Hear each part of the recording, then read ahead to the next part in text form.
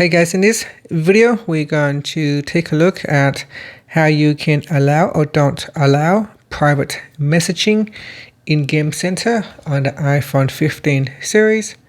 First, let's go back to the home screen by swiping up at the bottom of the screen. Now from the home screen, tap on Settings. Next, in the Settings page, we scroll down and then in here tap on Screen Time. Then we go down and tap on Content and Privacy Restrictions. From here, tap on Content Restrictions. Then scroll down to the Game Center and then tap on Private Messaging.